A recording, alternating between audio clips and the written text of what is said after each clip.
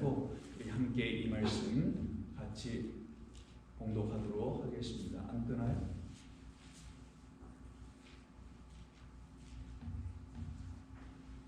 오케이. 자, 함께 봉독합니다. 우리가 한 몸에 많은 지체를 가졌으나 모든 지체가 같은 기능을 가진 것이 아니니 이와 같이 우리 많은 사람이 그리스도 안에서 한 몸이 되어 서로 지체가 되었느니라.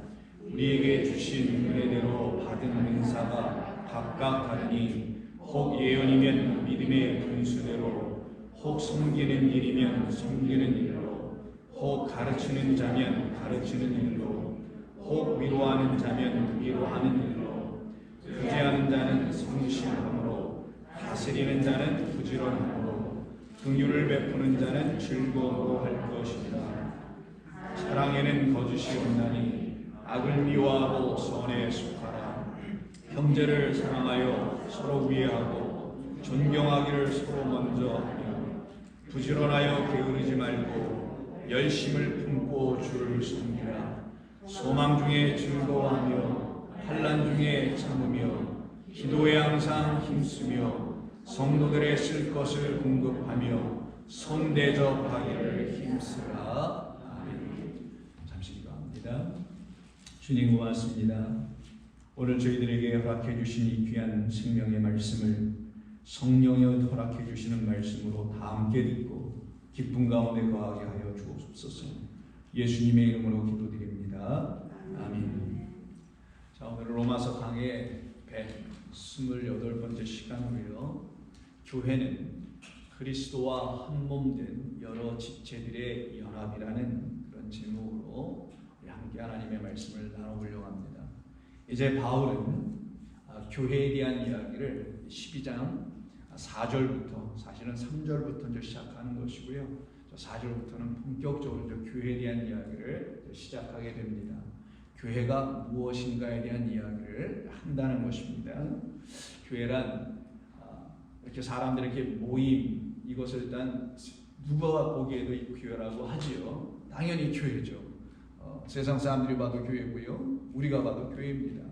그래서 이렇게 모여있는 이런 형태는 이제 교회라고 하고, 뭐 건물을 이렇게 갖고 있든, 뭐 집에서 모이든, 다 이렇게 주의 이름으로 모이는 모든 공동체를 다 교회라고 하는 것입니다. 근데 이제 바울이 그 교회의 본질에 대해서 오늘 본문에서 특별히 4절, 5절에서 하는 말이 있는데, 그 본질을 먼저 이해를 하고 교회가 무엇인지를 안 다음에 그때 진정 그것이 광야에서 모이든 뭐 공원에서 모이든 혹은 형편에 따라서 못 모이든 아니면 뭐 집에서 모이는 가정교회든 혹은 밖에 가운데서 그냥 혼자 예배를 드리는 어떤 지하교회이든 어떤 형태이든 다 교회는 똑같은 교회여야 된다는 거예요. 형식과 환경과 그 모임의 특성과 구조는 중요하지 않다는 것을 말하는 겁니다. 그러면 그 원론적인 의미에서의 교회가 무엇인지를 바울은 어떻게 이해하고 어떻게 깨달아서 우리에게 이 로마서를 통해서 전해주는 것인가? 다른 말로 하면 바울은 이 교회라는 개념을 어디에서 근거하여 가졌을까라는 것이죠. 다른 말로 하면 저와 여러분들 이렇게 교인이라고 하잖아요. 이 교회에 오는 이런 교인들이라고 하는 우리들은 어떻게 교회라는 것을 무엇에 근거해서 알아야 하는가? 이와 같은 똑같은 질문인 것입니다. 그래서 이 본문은 우리가 2주에 걸쳐서 좀 나눠서 볼 건데요. 오늘은 교회의 원론적인 부분을 먼저 한번 말씀을 나누기로 하고요. 다음 주에는 그 교회, 오늘 저 본문에서 쭉 읽어보셔서 아시다시피 여러 지체들이 각각에게 하나님께서 은혜대로 주신 은사를 가지고 어떻게 교회를 만들어가는지에 대한 이야기가 또 남아있거든요. 그건 다음 주에 또 시간을 나누어서 갖기로 하겠습니다. 먼저 4절 한번 보겠습니다. 우리가 한 몸에 많은 지체를 가졌으나 모든 지체가 같은 기능을 가진 것은 아니니, 이건 비유입니다. 우리 몸을 생각해보면 아는 거잖아요. 그런데 여기서 중요한 개념이 하나 있어요. 한 몸에 붙어있는 모든 지체, 팔, 다리, 머리, 어깨, 무릎, 팔, 우리 노래에 있는 것처럼 그렇게 한번 해보죠. 모든 지체가 한 몸이 온전한 것처럼 그 지체 각각도 다 온전한 것을 의미하는 겁니다. 눈은 눈대로 온전한 것이고요. 팔은 팔대로 온전한 것이지 뭐 하나 부족한 것이 기능적으로 있지 않다라는 거예요. 물론 여러분 예를 들어서 뭐 태어날 때부터 어떤 장애를 가지고 태어나셨거나 혹은 사시다가 노화되거나 사고로 인한 이런 것을 말하는 게 아닙니다. 지금 바울은. 그러면 일단 제해놓고 하나님께서 몸을 주셨을 때는 그 모든 몸의 구성체인 지체들이 제각기 완전한 하나님의 원하는 그 뜻대로 움직이게 되도록 지어주셨다는 거예요. 눈을 주신 이유가 있고 귀를 주신 이유가 있다는 겁니다. 그것을 사실 그 앞에 3절에서 지난주에 주신 믿음의 분량이라는 말씀이 있었죠. 근데 이게 분량이 눈은 눈만큼 요만큼 주고 귀는 요만큼 준다라는 말이 아니라 눈은 눈대로 가져야 될 완전함을 주는 거라는 완전함이었죠. 딱 정해진 거, 이상도 이하도 아닌 거. 그것을 이미 3절에서 언급을 했잖아요, 바울이. 그리고 난 다음에 그걸 전제로 해서 그렇게 하나님께서 우리에게 보내주신 그리스도 예수님 안에서 갖게 된 온전한 믿음이 있어야만이 우리의 모든 한 몸 전체가, 이때 몸은 육신의 몸을 말하는 게 아니라 그리스도 안에서 갖게 된 새로운 존재라는 그 몸 자체가 온통 다 믿음이어야 된다는 거예요. 그때 믿음으로 눈이 역사할 것이고 그 믿음으로 그리스도의 믿음입니다. 그리스도 안에서 믿음으로 여러분의 귀는 바뀌어진 귀가 된다는 걸 말하는 거예요. 그런 완전한 새로운 귀, 새로운 눈, 새로운 입, 새로운 머리, 새로운 팔다리, 이것을 지금 바울은 몸이라고 지금 얘기하려고 하는 겁니다. 그래서 먼저 4절에서는 사람들이 쉽게 알아들을 수 있는 이런 차원으로 비유를 하고 있는 건데, 이 비유를 단순히 그냥 머리, 어깨, 팔, 무릎 이런 걸로 생각하면 안 된다는 걸 제가 여러분들에게 미리 말씀드립니다. 그러면서 바울은 다음 절 5절에서 정작 하려고 하는 이야기를 하는데, 이와 같이 비유라는 거잖아요. 우리 많은 사람이, 여기 많은 사람이 계십니다. 그리스도 안에서 한 몸이 되어 서로 지체가 되었느니라 라는 말이에요. 자, 이와 같이 몸이 하나이지만 여러 지체들이 제각기 온전한 일을 하는 것처럼, 더 나아가서 이제 육은 끝나고 그리스도 안에서 새로운 피조물 된 우리들 안에는 하나님께서 주신 그리스도 안에 있는 참된 말씀에 근거한 믿음이 우리의 귀가 되고 눈이 되고 팔과 되고 입이 되고 모든 게 다 되었을 때에, 그때 그들을 놓고 그리스도 안에서 한 몸 됐다고 하는 거예요. 자, 근데 여기서 바울은 강조하는 게 있어요. 그리스도 안에서 몸 됐다고 하지 않습니다. 어떤 단어를 더 넣냐면은 헬라어로 헤이스라는 말, 우리말로는 하나라는 말을 강조해서 넣었어요. 그리스도 안에서 한 몸이라는 거예요. 자, 이게 교회의 가장 중요한 첫 번째 이해해야 되는 겁니다. 교회는 사람들의 모임 맞습니다. 아까 말씀드린 대로. 근데 그 모든 사람 각각 한 분 한 분이 그리스도와 하나 된 사람들이어야만이 그 개인이 교회가 되고 그들 공동체 전체가 흩어짐이 없고 온전한 각 지체가 된다는 거예요. 근데 그 중에 한 사람이라도 그리스도 안에서 한 몸이 되지 않으면, 공동체라서 교회 한 덩어리는 돼 있는데 예를 들어 팔이 온전치 못하면 이쪽 팔 못 쓰게 되고 왼쪽 팔만 쓰게 되는 이런 일이 벌어져서 갸우뚱거리고 웅성웅성거리고 혼잡스러운 일이 벌어진다는 거예요. 그 틈을 사탄은 또 치고 들어올 거라는 것을 우리는 반드시 이런 말씀을 통해서 알아야 하는 것입니다.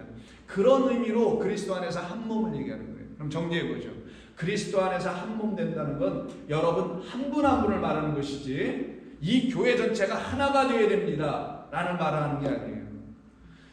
대부분 교회를 섬기고 또 이 교회를 세워나가다 보면은 여러 가지 다른 생각과 어떤 의견과 어떤 그 아이디어들이 범람하게 되다 보면 그걸 통합하기 위해서 그걸 하나 되게 한다는 말을 자꾸만 이런 데다 사용하는 것 같아 보여요. 그거는 그런 데 쓰면 안 되는 겁니다. 그러면 오해되는 거예요. 참된 교회가 아닙니다. 그러면 그거는 여러분 질서대로 합리적으로 풀어가면 되는 거예요. 사람은 다 생각이 똑같을 수 있어요.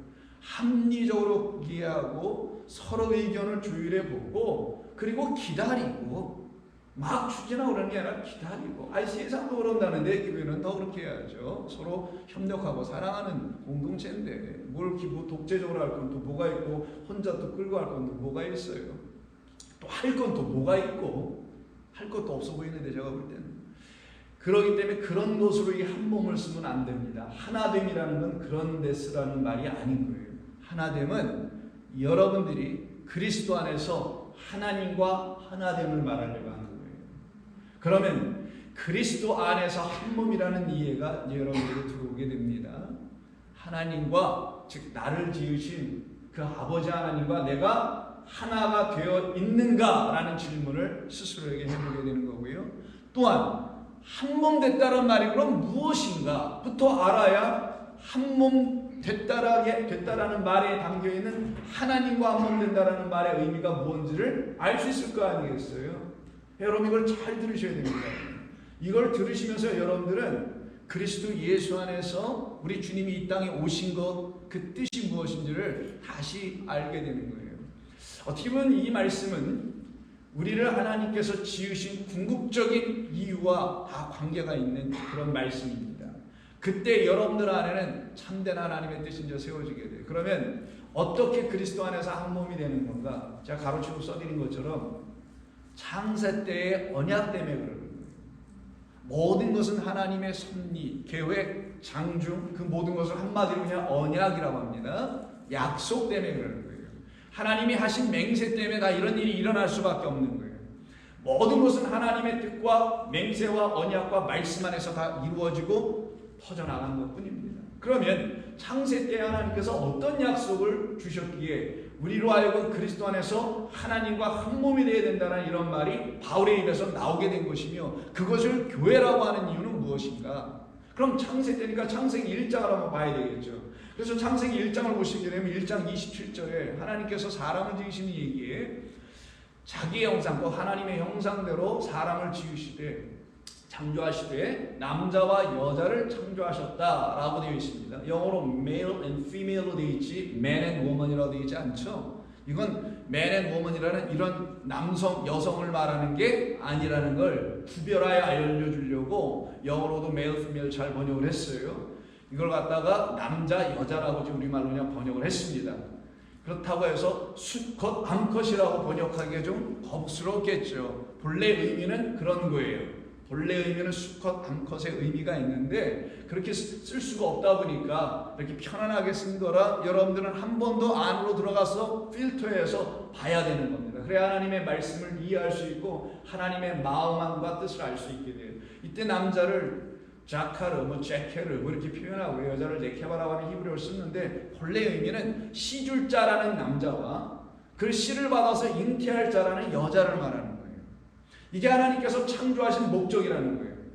그러면 창조하신 남자와 여자를 이렇게 지어주셔서 우리 남자 여자 다 있지 않습니까? 주신 이유는 시줄 자와 씨 받을 자라는 누구든지 다 아는 그 하나님의 창조의 질서와 법 안에서 진짜 하나님이 주시려고 하는 하늘의 법, 곧 진리라는 하나님의 법, 생명의 성령의 법을 이 말과 이런 현실과 이런 창조의 질서 안에서 가르치시려고 했다는 걸 말하는 겁니다. 그러면 시줄 자와 씨 받을 자를 하나님께서 주신다는 거죠. 그래서 결국 어떻게 하세요? 사람을 짓습니다. 다음 한번 볼까요? 뭐라고 하시는지. 2장 18절에 가면 하나님께서 아담을 먼저 지어놓으시고서는 왜 아담을 먼저 주셨겠어요? 왜 여자가 먼저 지어지지 않은 이유 여러분 아십니까? 빌립보서에 보면 골로새도 그렇습니다만 만물의 으뜸, 근원은 누구라? 그리스도란 말이 나와요. 바울이 그냥 그런 말을 쓰는 게 아닙니다. 바로 이런 이유 때문에 그러는 거예요. 이 그리스도는 첫째 아담입니다. 그리고 둘째 아담, 마지막 아담이 또 오게 돼 있는 거예요. 그래서 창세 때 하나님께서 지으신 그 첫째 아담이 우리들에게 찾아오면 그 아담을 마지막 아담이라고 하는 거예요. 그래서 그리스도를 지어 놓으시는 거예요, 먼저. 근데 그 그리스도는 아버지의 독생자는 아버지의 품 안에서 계셨던 분으로 나오게 되는 것을 의미하는 것이 이렇게 뭘 지어진다라는 게 아니에요. 근데 이걸 우리라는 이 창조의 세계에서 우리로 하여금 이해시켜 주시려고 이렇게 짓는 것처럼 자꾸만 말씀을 쓰시는 것 뿐입니다. 여러분들은 이걸 성경으로 잘 진리 안에서 이해해야 되는 거예요. 이걸 층층을 잘 보면서 그냥 무턱대고 지으셨다? 뭐 사람 지으셨나 보네? 뭐 남자 하나 지으셨네 보네? 이런 수준이 아니에요, 성경은. 그런 불교보다 못하고요. 차라리 무당보다 못합니다. 자, 그래서 잘 보세요. 여호와 하나님께서 이르시되 사람이 혼자 사는 것이 지어놓으시곤 하시는 말이 아니 둘 지어놓으시고는 차라리 얘기하시지 왜 하나만 지어놓으시고 이런 말을 굳이 하실까? 다 이유가 있어서 그러시는 거겠죠. 사는 것이 좋지 아니하니, 원래는 선하지 아니하니, 보시기에 좋지 아니하니는 그 단어예요. 내가 그를 위하여 돕는 배필을 지으리라 라는 말씀으로 시작하십니다. 이때 혼자 산다라는 말은 우리말의 의역이고요. 원래는 빠드라는 단어 하나가 있는데 그는 분리, separation, 아니면 apart, 하나의 부분 이런 뜻이에요. 전체로 있지 않고 하나로 딱 떨어져 있는 거, 분리되어 있는 상태라는 거예요. 근데 이걸 혼자 사는 것이라 우리말로 의역을 해서 이게 결혼에 갖다 쓰게 될 수밖에 없게 됐던 거예요. 근데 이건 그런 말이 아닙니다. 하나님으로부터 분리되지 않아야 한다는 걸 알려주려고 하나님으로부터 나온 자라는 첫째 아담을 통하여 우리가 그리스도 안에서 하나님에게서부터 지어졌다는 사실을 깨닫게 하려고 하는 진리를 담은 말들이에요. 자, 그런데 이렇게 혼자 사는 것이, 자, 분리된 것이 보기에 좋지 않으셔서 다음에 하시는 일이 뭔지 아십니까? 창세기 2장 18절 이후에 하나님께서 동물들을 다 정하셨잖아요. 그리고는 그 짐승들을 다 아담 앞으로 끌어다 놓습니다. 아담이 뭐 어떻게 해요? 전부 다 이름을 줘줘요. 자, 이름을 전부 다 줘줬어요. 근데 이름을 줘줬다는 건 그가 누가 된다는 걸 의미하는 거 아시겠죠? 주인 된다는 걸 말하는 거 가르치는 거예요. 근데 누구를? 짐승들을 이름을 줘줘요.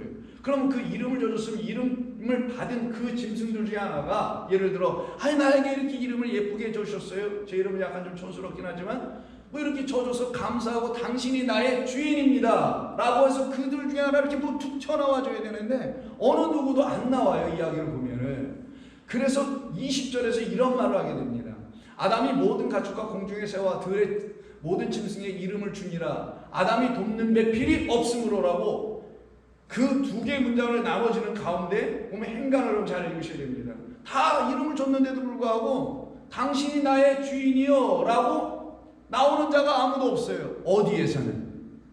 짐승 가운데는 없더라는 거예요. 그럼 성경에 말하는 짐승의 의미가 여러분 아시죠? 이제는 하나님의 말씀을 아직 영을 갖고 있지 못한 존재를 짐승이라고 하는 거고, 그걸 알려주시려고 짐승을 지어놓으신 이유가 있으니 너희가 가서 짐승에게 가서 물어보라고 욥기서에도 돼 있는 것 아니에요. 가서 물어보니 아 그들은 나랑 똑같은 부분이 있고 다른 부분이 있네. 똑같은 거 보니까 나도 한때 저렇게 영이 없었었는데 이제 내가 하나님이 하시는 일이 뭔지를 알고는 그 영을 내가 갖게 됐구나 라고 이게 달라지게 되는 거예요.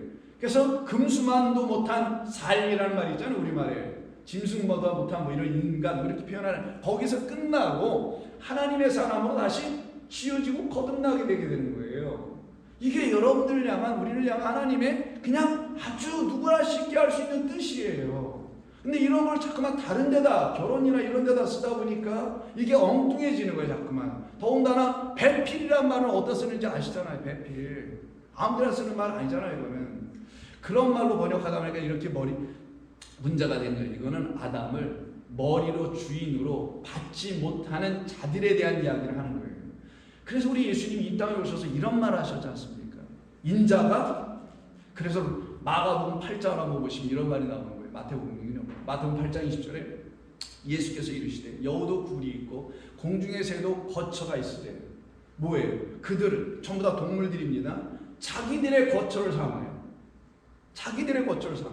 인자는 머리 둘 곳이 없더라. 그럼 인자, 사람의 아들로 오신 당신이 머리를 두고 싶은데 어느 누구도 자기의 머리를 받으려고 하는 자가 없더라.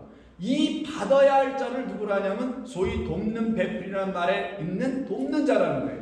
그럼 돕는 자라는 우리들, 인간이 그리스도라는 저 머리를 받아야 되는데 그 받는 자들을 돕는 자들이라고 해요. 그럼 우리가 예수님을 도와요? 하나님을 도와요? 그리스도를 도와요? 아니죠. 어떤 걸 도움이라고 하는 거냐? 무엇을 성경은 도움이라고 하냐? 당신의 머리 둘 곳이 나입니다. 나에게 꼭 두셔야 합니다. 라고 하는 자들을 돕는 자라는 말로 쓴 거예요.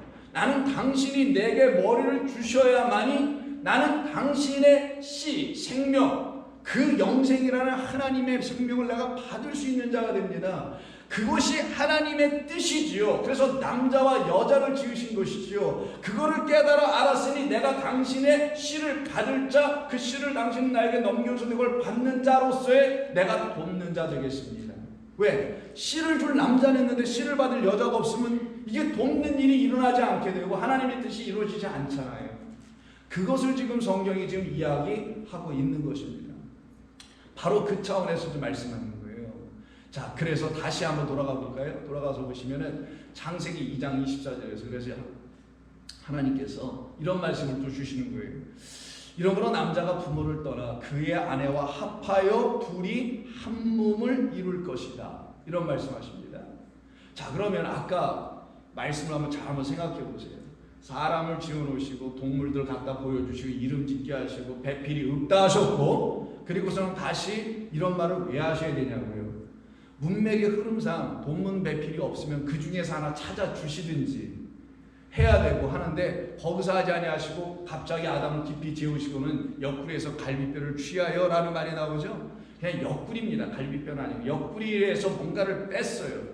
그걸 취하여 여자를 만들어 낸 다음에 그럼 그를 놓고 뭐라고 하면 돼요. 이제는 이게 너의 돕는 배필이야 라고 말하면 되잖아요. 근데 왜 그런 말씀은 없어져 버려요. 왜냐하면 동물들을 놓고서는 이름 다 정해 준다면은 돕는 배필이 없으므로 라는 말이 나왔고, 여자를 지어놓고는 돕는 배필이 그럼 있어야 될 텐데 그 말은 또 없고, 갑자기 이 말로 툭 튀어나오는 건 뭘까요?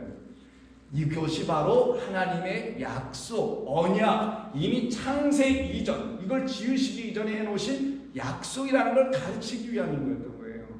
굳이 왜 이렇게 와야 됩니까? 거기 있는 지어놓은 여자를 그냥 자기 배필로 삼으면 되잖아요. 자기 살 중에 살이요, 뭐 뼈 중에 뼈라는데 그럼 더 이상 무슨 배필이 있겠어요? 그게 딱 배필이지, 그 여자가. 근데도 불구하고 왜 그를 배필로 얘기하지 않냐고, 뭐 떠난다고 하냐고 왜? 그럼 그 여자는 어떻게 하고?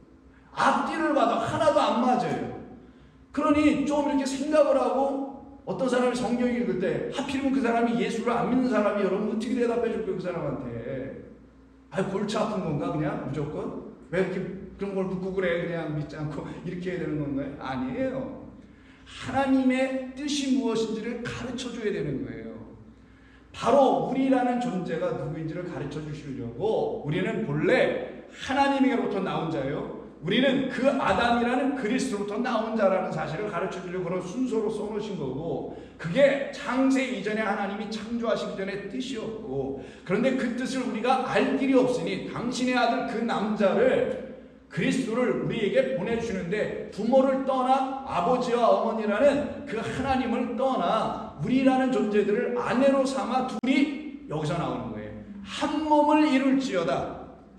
바울은 이 말을 알고 있었기 때문에 지금 로마서 12장 5절에서 그리스도 안에서 한 몸이라는 말을 쓰게 되는 거예요.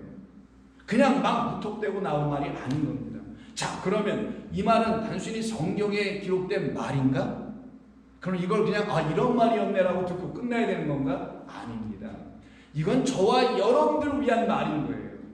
저와 여러분들이 어떤 존재로 다시 지어져 가게 될지에 대한 하나님의 지고하시고 변치 아니하시는 약속의 말씀이기 때문입니다.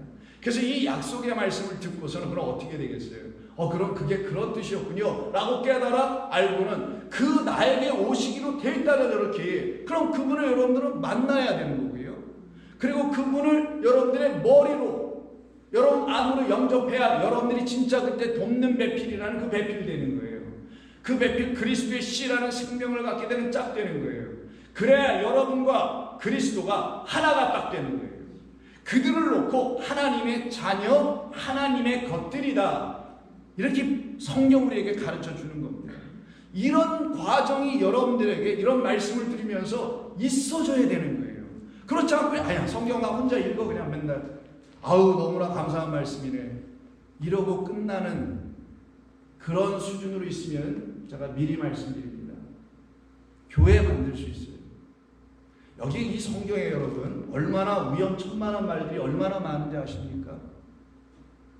사람들의 영혼을 함부로 잘못 다룰 수 있는 어마어마한 말들이 얼마나 많은지 아세요? 쉽게 말하면 천국서부터, 영생서부터, 죄부터, 용서부터, 여러분 한두 끝도 없어요. 여기 있는 말 이거 그냥 어떤 사람이 한번 휘둘러 치면은 얼마만큼 자기 뜻대로 쓸 수도 있는 말들이 무수히 많아 이 안에. 그러면 큰일 나는 거예요. 그들의 영혼들은. 호세아서에서 우리가 이해성경 공부할 때 첫 번째로 우리가 시작했던 말이 호세아 4장이었었는데 4장이 무슨 장인지 아세요? 이스라엘 백성들이 왜 망했는지에 대한 이야기라는 게 호세아 4장입니다. 뭐 때문에 망했답니까? 하나님을 아는 지식이 없어서 망했다고 돼 있어요. 인생의 망함과 흥함은 다른 데 있잖아요. 세상의 인생들은 다른 걸로 흥하고 망하겠지만 이 교회 안에 오신 분들의 인생이라는 하나님의 영혼들의 삶의 흥함과 망함은 하나님의 말씀을 아느냐 모르느냐에서 결판나는 거예요. 그 말씀을 성령의 진리로 듣고 알아야 되는 겁니다. 그렇지 않으면 혹여 저 같은 목사가 여러분들에게 헛된 말을 하게 되면 여러분들은 그냥 거기에 다 넘어가게 되는 거예요. 큰일 나는 거예요. 그걸 영적 분별 능력이라고 한다면서요. 여러분들 그걸 갖춰드리게 하려고 이런 말을 좀 힘들어도 같이 가려고 하는 거예요. 그래 여러분들 남은 인생 여생 하나님의 말씀 성령에 딱 붙잡혀서 그 하나님의 말씀을 듣고 살아가는 복된 삶을 살 거 아니겠습니까? 어디에 있든 어떤 환경에 처해 있든 얼마나 힘들고 어렵든 아니면 또 얼마나 기쁘고 좋은 일이 있든 무슨 환경에 처해 있든 여러분들 그 길을 그냥 그대로 가게 돼 있어요. 좌우로 움직이지 않아요. 그런 인생의 여러 가지 일들 가지고 그래야 된단 말이에요. 그거는 여기 있는 어떤 목사 같은 사람 때문에 여러분이 지어지는 게 아니란 말이에요. 언제까지 그렇게 되는 것도 아닙니다. 이게 무슨 개런티 되어 있는 게 아니잖아요. 여러분들 스스로가 하나님의 말씀을 성령을 통하여 자꾸만 이렇게 알아가야 되는 것이 우리가 해야 될 일이에요. 자, 그러면 우리 주님 오신다는 약속입니다. 우리 거두절미하고 이렇게 딱 잘라 얘기하자고 이제 우리 다 아는 거니까 어느 정도는 여러분들께서 우리 주님 오신다는 거예요. 남자가 부모를 떠난다는 게 아니 장가들 때 됐으니까 옛말로 장가 가는 겁니까? 그런 거 아니잖아요. 자기 장인 댁에 가서 옛날에 장가 들었지 않습니까? 그렇게 가라는 거 얘기 아니에요. 부모를 떠나는 건 부와 모 하나님 아버지와 하나님이라는 어머니로 설명해 드린 겁니다. 성전과 말씀이라는 뜻이에요. 본래 뜻은. 그래서 그리스도께서 성전으로 오신 거고 이 땅에 하나님의 말씀으로 오셨다라는 의미인 거지 무슨 부모를 떠나요. 부모를 떠나게. 그런 말이 아닌 걸 여러분들은 아셔야 성경이 도대체 뭘 얘기하는지를 왜 그리스도께서 그 성전을 보고 헐라 내가 3일 만에 내 몸으로 다시 세우리라는 말이 왜 하셨는지를 알게 되는 거고 요한복음에서 생명의 말씀이라는 말씀 하신 이유가 왜 그런지를 알게 되는 거예요. 그때 그 알미 여러분들에게는 그러니 내가 저분을 만나야 되는구나. 여기로 가는 거지. 아이고 그런 거였구나. 이게 아니에요. 그 지식이. 나 그럼 만났나? 이런 실존적인 질문, 이런 진짜 영적인 질문을 스스로에게 해볼 줄 알아야죠. 그냥 우리 교회는 뭐 이런 얘기를 좀 하고 있어요. 쓸데없는 겁니다. 그다. 자, 그래서 예수님이 오세요. 마태복음 19장 한번 봅니다. 마태복음 19장은 예수님께 오셔서요. 바리새인들을 만납니다. 바리새인들은 여자가 하나도 없어요. 다 남자들입니다. 먼저 그거부터 정하자고요. 다 남자들이랑 바리새인들을 만나시는데 그때 예수님께 나와서 그들이 예수님께 뭐 이렇게 공손히 여쭤보는 게 아니라 이게 또 태클을 거는 시험을 합니다. 사람이 어떤 이유가 있으면 아내를 버리는 것이 옳으니까 질문 자체가 참 야리꾸리합니다. 사람이 어떤 이유가 있으면 아내를 버리는 것이 옳습니까? 참 질문이 좀 거시기하죠. 질문 자체가 좀 악해요. 일단 이건 세상 사람이 봐도 좀 악해요. 자, 그랬더니 예수님께서 좀 뭔가 대답을 하셔야 되겠죠. 이르시기를 사람을 지으신 이가 본래 그들을 남자와 여자로 지으시고라고 하는 창세기 1장 우리가 읽었던 27절에서 딱 인용하시고 먼저 말씀을 시작하세요. 이것부터 니들이 모른다라는 거예요. 왜 남자와 여자를 지었는지. 이때 남자와 여자가 man and woman이 아니라 male and female이라 영어로 되어 있어요. 똑같은 말입니다. 자, 그리고서는 계속해서 하시는 말씀하시길 그러므로 사람이 그 부모를 떠나서 아내에게 아파요. 그 둘이 한 몸이 될지라. 갑자기 1장 27절에서 2장 24절로 넘어가신 거예요. 창세기를 훌 뛰어 넘어가신 겁니다. 그럼 너희들이 이 중간에 있는 건 다 알고는 있니? 뭐 이런 말씀이기도 하겠죠. 너희들 알잖아. 다 읽고 있으니까. 이런 말씀하시는데 이때 한 몸을 얘기하세요. 딱 한 몸입니다. 하나 된 몸이에요. 이런 것을 너희가 읽지 못하였느냐? 약간 비아냥하시는 표현이죠. 그들이 왜 읽지 않았겠어요? 수십 번, 수백 번, 수천 번 읽기도 하고 가르치기도 했던 사람들이었지 않습니까? 근데 읽지 못하였죠. 이들은 문자로는 읽었죠. 이걸 뭐 읽을 수 있잖아요. 우리도 다. 근데 그들은 하나님이 왜 이런 걸 하시는지 그 마음을 읽어내지 못했다라는 것이겠죠. 그래서 예수님께서 또 말씀하세요. 6절. 그런즉 이제 둘이 아니요 한 몸이니 그러므로 하나님이 짝지으신 것을 사람이 나누지 못할 것인데 너희들은 뭐 버린다고 어떤 이유가 있으면 그래 그 어떤 이유가 있으면 버려야 되냐 나한테 묻는데 그런 건 없어. 절대로 그런 일이 일어나지 않지. 근데 이런 본문을 기독교 상담이라는 말을 가지고 이걸 결혼 생활에서 일어나는 여러 가지 어려움들이 있잖아요. 헤어지시고 또 아픔 있는 분들이 많이 있습니다. 이런 데다 쓰라고 준 말인 줄 알고 있나 봐요. 이렇게. 그래서 어떤 교회는 뭐 어떤 목사님들 어떤 교단은 죽었다 깨어나도 이혼이 안 된다는 등 그럼 하나님께서 이렇게 말씀해 주셨으니까 둘이 한 몸이니 절대로 나눠줄 수 없어. 이런다고 또 하시는 분들도 있다고 하고 어떤 분들은 뭐 상황적으로 이혼해도 된다고 하신다는 분도 있고 뭐 그런 데다 갖다 막 이걸 쓰는 것 같아요. 여러분 그거는 그분 스스로가 결정하시면 되는 거예요. 그분의 인생 여러분들이 왈가왈부할 필요가 없어요. 그분의 아픔 여러분 일일이 다 할 수도 없습니다. 그냥 옆에서 느끼는 거지 같이 위로하는 정도지 뭐 간섭할 수 있는 게 아니에요. 하나님께서 그의 인생과 그의 삶을 간섭하실 유일한 분일 뿐이지 우리가 어떻게 할 수 있는 게 아니에요. 우리는 기도하죠. 위로하죠. 함께하는 겁니다. 이거 이상 할 수 있는 게 없어요. 그런 아픔들이 있는 거예요. 근데 그 결정하실 때는 얼마나 힘든 결정을 했겠어요. 그게 뭐 단순한 결정 같아 보입니까?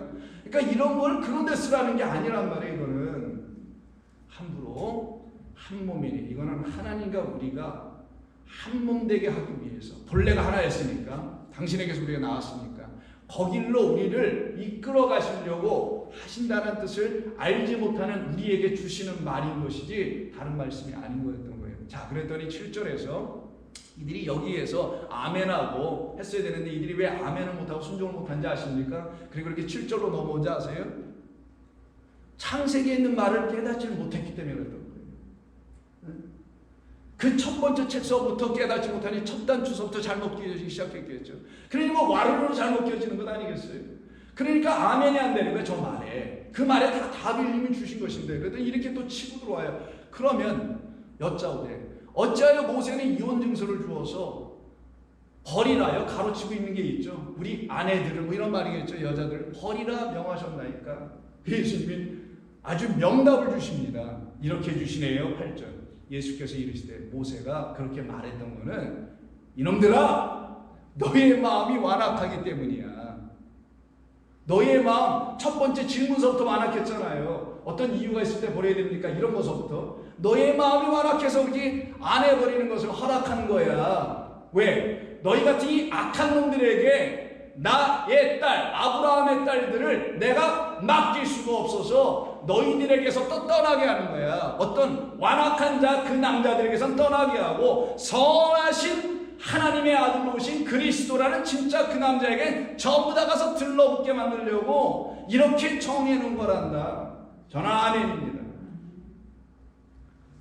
버림을 허락하였거니와 본래는 그런 게 아니었던가. 이런 뜻인 거예요. 본래는 그런 게 아니었다라는 게 의미가 그렇게 버리라고 한 게 아니라 너희들의 악함 때문에 하나님은 악한 자에게 내 백성 맡기지 않으시려 하는 뜻으로 이렇게 안전장치를 만들어 놓은 거야. 생각해봐라. 너 같은 악당들한테 내 백성 다 맡기면 내 백성이 어떻게 되겠니? 내가 그렇게 호락호락한 하나님인 줄 아냐? 이런 말씀인 거예요. 그래서 스스로 머리 되어 있는 악한 자들이죠. 저들이. 자기들이 머리라는 것이. 자기들이 다 핸들해. 이런 상태에 있는 사람들을 말하는 겁니다. 바로 이런 상태에 있는 사람들을 향해서 우리 주님께서 하시는 말씀이 뭐냐? 너희들은 머리가 아니야. 머리는 나야. 머리는 하나님이시야. 나도 하나님 안에 있다가 나온 자야. 나의 머리는 하나님이고 그러면 너희들의 머리는 내가 되어야 되고 너희들은 남자들은 나를 머리로 삼아 너희들의 여자들에게 너희라는 머리를 주는 게 아니라 너희의 머리인 나를 줘야 되는 거야. 그리고 너희의 머리인 나라는 그리스도를 그들에게 머리를 줄 때는 그 그리스도가 어디로부터 오셨는지를 가르쳐 줄 텐데 그 그리스도라는 우리 주님이 아버지의 품 안에서 독생자의 영광으로 오셨다는 사실까지 알려주면 너희들 모두라는 이 땅의 여자들이 너희들의 완악함으로 버려진 자가 되지 아니하고 너희들의 바뀌어진 선함으로 이제 하나님 안으로 들어오는 자들이 되는 거야. 이거를 바울은 다 깨달았던 거예요. 여러분, 바울이 우리 주님 만났을 때 눈꺼풀에서 뭐 하나 벗겨진 거 아시죠? 눈꺼풀이라고 해야 되나? 눈에 그 씌워진 뭐 비늘 같은 것이라고 하지 않습니까? 그게 훅 벗겨지잖아요. 안수를 딱 받으니까. 나도 그런 능력이 있으면 좋겠어요. 맨날 여기서 이렇게 설교하고 이러는 것보다 그냥 안수 한 방에 그냥 확 벗겨져가지고 죄다 그냥 여러분들이 하나님 말씀을 그냥 온전히 볼 수 있으면 참 좋겠는데, 그런 은사는 안 주세요. 왜냐하면 그거는 성령의 진리의 말씀으로 하신다라는 뜻이기 때문에 그런 건 없습니다. 그래서 벗겨졌기 때문에 그걸 알게 된 거예요. 그래서 고린도전서 10장에서 바울은 이런 얘기를 하는 겁니다. 다음에 고린도전서 10장 아닌가요? 11장에서 그러나 나는 너희가 알기를 원하노니 각 남자는, 이게 이제 바리새인들로 한번 생각해 보세요. 남자의 머리는 그리스도가 되어야지. 그로 인하여 너희들이 버린다고 했던 그 여자들의 머리는 남자, 곧 너희들이란 남자가 아니라 너희들이 갖고 있는 진짜 남자의 나라는 그리스도를 머리로 삼아야지. 그래서 그리스도는 하나님께서 보내주신 우리의 머리셨구나. 그래서 영원한 머리는, 주인은, 생명은 하나님이시구나. 이거를 성도가 깨달아 알고 그걸 영접하게 될 때야만이 그들이 하나님의 온전한 백성으로 딱 서게 되는 겁니다. 이 일이 일어나야 되는 거예요. 그런데 이들이 지금 이러지 않고 어떻게 해요? 남자들은 뭐 여자들에게 아무거나 막 주고 있고, 지금 아니면 주는데 마음대로 안 들어가면 그냥 버린다고 하고 뭐 이러고 있다라는 거예요. 율법의 근거에서. 그것도 그런 그들을 놓고 바울은 로마서 1장부터 회를 치고 들어갑니다. 1장 한번 보세요. 로마서 1장. 이는 그들이 하나님의 진리를 거짓 것으로 바꿔 피조물보다 조물주보다 더 경배하고 섬김이라. 계속 넘겨볼까요? 이 때문에 하나님께서 그들을 부끄러운 욕심에 그냥 내버려 두셨다. 벌거벗은 채로 그냥 놨다라는 거예요. 여전히 간음 상태, 선악 따먹은 상태, 아직 깨닫지 못하고 생명나무를 만나지 못한 상태. 곧 그들의 여자들도 순리대로 쓸 것을 바꿔 영리로 쓰고 있더라. 여기 전부 다 여자 남자는 man and woman이 아닙니다. female, 그런 뜻이에요. 전부 다 의미를 갖고 있는 거예요. 그래서 제가 헬라어도 써드렸던 겁니다. 자, 그래서 27절에서 그와 같이 남자들도 순리대로 여자 쓰기를 버려버렸다. 그 몽땅 이 모양이었던 이 세상이라는 걸 가르치는 거예요. 거기에 그 남자가 성전과 말씀이 되어 부모를 떠나 그 부모를 공경하시는 분은 10계명이 있는 그대로 제5계명 아닙니까? 이제 4계명인가 5계명. 그 말씀 그대로 그렇게 오시는 거란 말이에요. 그래서는 그분이 어떻게 하세요? 이렇게 그냥 제가 아무렇게나 머리라고 하고 머리 아무렇게나 막 주고 있는 이 세상에 오셔서 그들에게 하시는 말씀이 32절의 말씀입니다. 이거예요. 32절하고 보세요. 그들이 이 같은 일을 행하는 자는 다 사형에 해당한다고 하나님께서 정하심을 알고도 저렇게 지금 하고 있다. 이게 바울이 자기도 한때 몸담고 있었던 유대교와, 자기도 바리새인이었거든요. 바리새인이었던 자기 자신을 바라보면서 사실 회개에 돌이키는 겁니다. 나 이거 지났습니다. 이제. 나도 한때 여기 있었습니다. 그래서 바울이 얘기하잖아요. 빌립보서 나도 바리새파요, 뭐 베냐민 지파요, 뭐 등등 하면서 그런 자기 자신이었다는 거죠. 그럼 다 사형이네. 그것이 이 세상이 갖고 있는 끝이라는 거예요. 그 끝을 시작으로 다시 만드시는 게 하나님이 하시는 거예요. 왜? 하나님이 시작하셨으니까. 그 끝에 있는 우리를 당신으로 다시 시작하게 되는 거. 그래서 끝에 와 있는 자만이 새하늘과 새 땅이라는 새로운 곳을 보게 되는 거예요. 그럼 끝에 와 있는 자는 누구냐? 이거 알게 된 사람들만이에요. 내가 갖고 있는 첫 하늘과 첫째 땅에서 내가 사형당할 수밖에 없는 존재라는 사실을 안 사람들, 죽음밖에 내게 갖고 있는 것은 아무것도 없다는 걸 알게 된 사람만 첫째 하늘과 첫째 땅이 끝나는 거예요. 그게 성경에서 말하는 첫째 하늘과 첫째 땅이요 새 하늘과 새 땅이 열리는 그 시점입니다. 그렇게 열어주시려고 오신 그분이 어떻게 우리를 열어주시냐? 휘장을 열어서 새 하늘과 새 땅을 보게 하시려면 그 휘장을 자기의 육체로 찢어버려야 된단 말이에요. 그게 히브리서 10장의 말씀입니다. 19절 20절에. 왜 그럼 히브리서 기자는 그런 말을 그냥 과감하게 썼을까? 유대교인들이 그럼 돌에 맞아 죽는 거예요. 완전히 이단 사설이거든요. 아니 그 성소의 휘장이 뭐 예수의 육체라고, 그가 찢었다고 이런 얘기를 하니 그 말도 안 되는 걸 믿으라고 한다는 얘기는 이단으로 찍힐 수밖에 없었던 거거든요. 당시에. 근데 그 말의 뜻을 지금도 모르고 있으면 지금의 기독교가 이단이지 뭐겠어요. 그것도. 제 말씀 잘 이해하셨어요? 그 말씀의 뜻을 지금 교회가 헤아리지 못하고 있으면은 그냥 똑같이 그때 유대교가 기독교를 박해하면서 이단이라고 사설이라고 얘기했던 것과 뭐가 다르겠냐는 거예요. 그래서 당신이 죽으심으로만, 그걸 십자가라고 하는 거예요. 죽으심으로만 저 사형 집행이 끝나게 되는 것, 그리고 새하늘과 새 땅이 우리들에게 열릴 수 있는 길이 당신이 되어주는 것. 그래서 예수님께서 우리에게 기회를 주시는 말씀을 주시려고 로마서 1장 25절에서 다시 이런 부분의 끝에 이야기를 넣는 거예요. 바울. 앞에 부분 이거 끝나는 거죠. 이거 뭐. 근데 뒷부분에 바울이 이런 말을 갖다 껴요. 어울리지 않게. 그런데 주는 곧 영원히 찬송받으실 이시로다. 아멘. 이걸 왜 썼겠냐고요. 바울이. 이게 어울리지 않는 이 말을. 그의 마음에는 그리스도가 계시는 그 생각을 가지고 쓰고 있잖아요. 그리스도 예수 때문에 우리는 살아났다. 이 얘기를 하는 거예요. 그럼 그리스도 예수가 뭘 하셨길래? 십자가 지셨기에 그걸 놓고 예수님이 이 땅에 오셔서 그 아내와 합하여 한 몸 되는 일인데, 그 죽으심이, 그 한 몸 되는 일이 우리 가운데 이루어지게 하기 위해서 당신이 죽으신 건데, 그 일을 뭐라고 하냐? 마태복음 26장 거기에서 말씀을 주십니다. 한번 볼까요? 그들이 먹을 때, 유월절 식사에 예수께서 떡을 가지사 축복하시고 떼어 제자들에게 주시며 이르시되 받아서 먹으라. 이것은 내 몸이라. 더 안 읽어도 됩니다. 떡을 들고 이게 내 몸이야. 그는 떡이 생명의 말씀입니다. 참 감추어진 만나예요. 계시록에 있는 것처럼. 드러난 만나가 아니에요. 드러난 예수도 아닙니다. 감추어진 만나를 먹어야 교회 되는 거예요. 그 감추어진 만나를 주시려고 떡을 들고 내 몸이야 라고 하신 거예요. 이때 몸은 육체가 아니라 소마예요. 육체 주신다는 게 아니에요. 몸을 여기서 찢으셨다라는 그런 단순한 말이 아니에요. 당신의 죽으심 안에 있는 생명 내어주심만이, 그것만이 너희들이 먹어야 할 떡이야 제자들아, 이 얘기하시는 거예요. 떡은 생명의 떡이요 만나니 우리가 먹어야 될 하나님의 말씀으로 오신 분이 그리스도 예수라는 것을 아무도 모르는 이 세상에 당신이 이런 말씀을 해주심으로 비로소 알게 된 것이고, 그리고 그분을 생명의 말씀으로 만날 때만이 우리는 그분을 취하게 된 거예요. 내 몸을 먹었다는 거예요. 너희들을. 당신의 몸을 우리가 먹었으니 그와 한 몸 된 거라는 거예요. 그러면 몸이 어찌 하나가 되겠냐고요. 이건 다 비유죠. 가르침이죠. 설명이죠. 무엇으로만 하나가 될 수 있느냐? 하나님의 생명의 말씀이라는 말씀 하나님으로만 우리가 하나 되는 것이다. 그걸 하나 되게 가르쳐 주시려고 그리스도께서 하나님의 말씀으로 이 땅에 오셨다라는 걸 성경이 일관되게 말씀해 주셨던 것뿐입니다.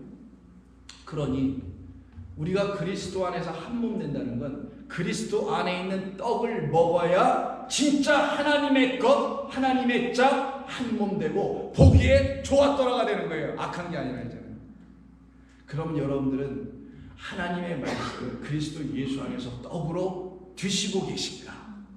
나는 먹고 있는가? 그리고 하나 더, 오경이기로 아시다시피 배부르고 있는가? 만족하고 있는가? 나는 하나님의 말씀만이면 되는가? 약간 더 급진적으로 얘기해 보자고요. 좀 더 라디컬하게 얘기해 보자고요. 좀 과격하게. 근데 이게 과격한 게 아닌데, 난 정말 그 말씀만으로, 왜? 그 말씀은 나를 살려내고 나를 하나님의 것으로 만들고 하나님 안으로 들어가게 하고 그 나라에 거하게 하는 건데, 그게 그렇게 급진적이진 않아 보이거든요. 그렇게 하고 있는가 생각해 보는 거예요. 그래서 이와 같은 말씀을 듣게 되면 이들 가운데는 하나님의 역사가 일어납니다. 그래서 바울은 로마서에서도 이런 말을 쓰는 거예요. 로마서 1장입니까? 6장에 무릇 그리스도와 예수와 합하여 세례를 받은 우리는 그의 죽으심과 합하여 세례를 받은 줄을 알지 못하느냐? 다 안 보여줄까요? 그러므로 우리가 그의 죽으심과 합하여 세례를 받음으로 그와 함께 장사되었나니 끝났죠. 그게 예수님의 십자가라는 거예요. 그거 보고 우리 주님 얼마나 고생하셨나 이 정도로만 보라는 게 아니에요. 그렇게 보면 그냥 악당들 되는 거예요. 고맙습니다 하고 끝나는 거예요. 당신 죽어주셔서 고맙습니다 하죠. 그게 지금의 기독교의 잘못된 교리 중에 하나입니다. 그게 아니에요. 함께 죽음이에요. 신용하는 게 아니에요. 이거는 완전히 끝난 거예요. 이 땅에서 끝이라는 거예요. 죽고 끝나는 게 아닙니다. 그때 too late. 지금 죽는 거예요. 하나님의 말씀만이 나를 살리는 것이니 하나님의 말씀이 없는 나는 죽은 자구나. 그런 죽은 자를 살리시려고 주님께서 저렇게 하신 건데 내가 어찌 저기 들어가서 같이 매달리지 않을 수 있으랴. 그래야 나도 끝이 나지. 이 육적인 모든 게 끝이 나지. 그리고는 아버지의 영광으로 말미암아 그리스도를 죽은 자 가운데 살리신 것 같이 우리도 또한 새 생명 가운데서 행하게 하려 함이라. 이걸 부활이라고 하는 거예요. 그래서 다음 절에서 뭐라고 하냐. 만일 우리가 그의 죽으신 것 같은 모양으로 연합한 자가 되었더라면 그의 부활 같은 모양으로 또다시 연합한 자가 되는 것이다. 연합한 게 둘이 뭐 하나가 됐다라는 게 아니라 한 몸으로 자라난다라는 게 본래 의미가 쉼표고 하는 말이에요. 이런 존재들로 우리를 만드신다는 거예요. 여기서 바울은 멈추지 않고 갈라디아서 3장에서 한 번 더 이야기하기를 누구든지 그리스도와 합하기 위하여 세례를 받은 자는 그리스도로 옷 입는 것이다. 그러니까 우리가 그리스도로 옷 입었으니 우리라고 하면 안 될 거 아니에요. 아무게 이렇게 말하면 안 되잖아요. 그러니까 여러분은 누구라고 얘기해야 되냐면 나는 그리스도요 라고 얘기해야 되는 게 맞는 거예요. 근데 이런 말을 함부로 쓰거나 가급적 잘 안 쓰는 이유는 그 앞에 있는 적그리스도가 있기 때문에 우리가 잘 안 쓰는 것 뿐입니다. 근데 여러분의 마음 안에서는 믿음으로 그걸 쓸 수 있는 자가 되는 거예요. 나는 그리스도야. 그리스도는 기름 부음 받았다라는 거예요. 그 그리스도 으뜸으로 말미암아 나도 기름 부음 받았네. 그래서 나도 하나님의 영이라는 기름을 부음받은 생명 가진 자네. 그러니 여러분들을 그리스도라 하나님께서 칭해 주시는 아들됨이 되는 거예요. 드디어 그게 일어나는 걸 그리스도로 옷 입고 여러분이 완전히 새로운 신분으로 살아가는 겁니다. 여러분들이 이름 다 있어요. 누구누구 아무게. 그거는 세상에서 갖게 된 이름이고 하나님의 나라에서 갖게 된 이름은 저 이름밖에 없는 거예요. 우리는 예수의 이름이 아니라 예수라는 그리스도의 이름으로 사는 겁니다. 그래서 28절에서 이러한 사람들은 유대인이나 헬라이나 종이나 자유인이나 남자나 여자라고서 또 쓰네. 남자 여자를 이제는 필요가 없지. 이 모든 건 비유였으니까 진짜 남자와 진짜 여자를 만나게 하시는 뜻이었으니까 다 그리스도 예수 안에서 하나 한 몸. 이 한 몸 되어 있는 저와 여러분 각각 한 분들이 이렇게 한 몸 되어 계셔야만이 자, 오늘 제목 한번 볼까요? 제목 한번 보여주세요. 그때 교회가 되는 거예요. 그 한 분 한 분. 그 교회는 완전한 교회. 그 교회는 그리스도와 한 몸 된 존재 한 분 한 분입니다. 근데 이분들이 여럿이 계시잖아요. 여기. 그들을 갖다가 지체들이라고 합니다. 이 지체들에게는 하나님께서 각각에게 마치 팔다리가 제각기 역할을 다르게 하듯이 각각 한 분 한 분에게 하나님의 은혜대로 은사를 주셔서 각각의 역할을 감당하여 하나님의 나라의 일꾼으로 쓰시는 거예요. 여러분 이왕 살다 갈 거 여러분의 직업은 다 있어요. 그 직업으로만 사는 게 아니에요. 하나님의 나라의 일꾼이라는 직업으로 살아야 되는 거예요. 사람은. 그래야 여러분들이 하나님의 백성인 것을 온 세상이 알게 됩니다. 기도하겠습니다. 아버지 고맙습니다. 오늘도 저희들에게 주신 말씀 통해서 우리를 이렇게 지극히 사랑하신 하나님의 뜻을 조금이나마 우리의 마음 가운데 심어주신 하나님의 은혜에 감사하며 예수님의 이름으로 기도드립니다. 아멘.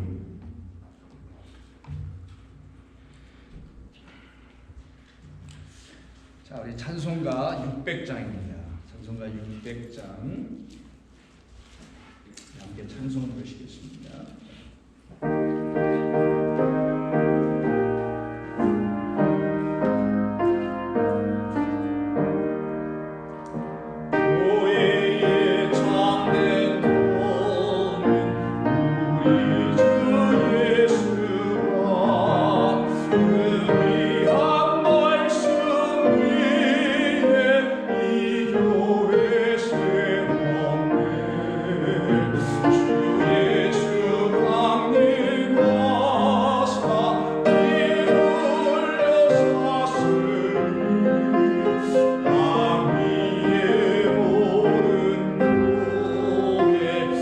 주님의 신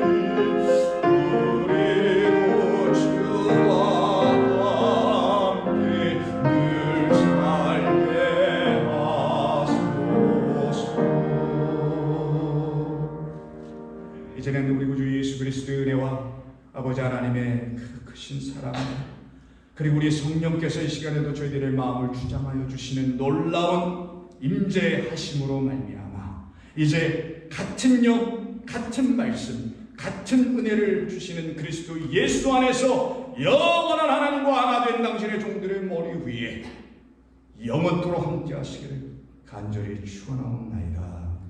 아멘.